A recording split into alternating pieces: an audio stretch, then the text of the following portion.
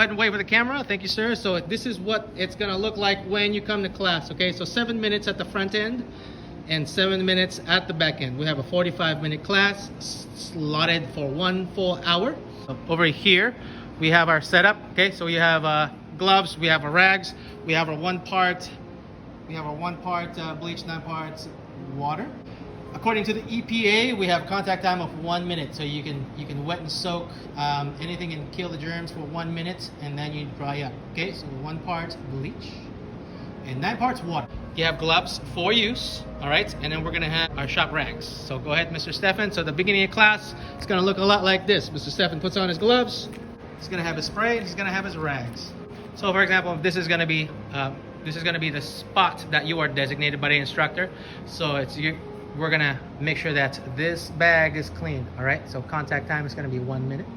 Just gonna spray it down, let it soak. Just gonna let it stay wet. Just gonna let it soak and let it stay wet for about 1 minute. All right, instructor's gonna say go, and then he's gonna go ahead and dry it up. If this is the equipment that he's gonna be using this day, then he is ready for class. Here's our end of class process. Let's pretend that we finished training. We use a century bag and a rope. And let's assume that those are sweat marks right there. So now at the end of class, Mr. Stefan is going to spray down, right? He's gonna spray down the bag. So he's gonna soak the equipment that he used.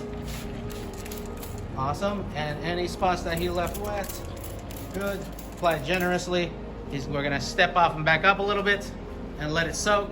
And then at about 60 seconds timed, we're gonna go ahead and wipe down.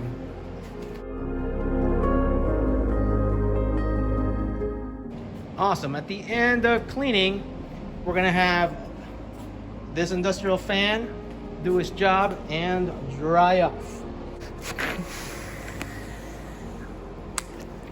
And that's what not to do with our equipment.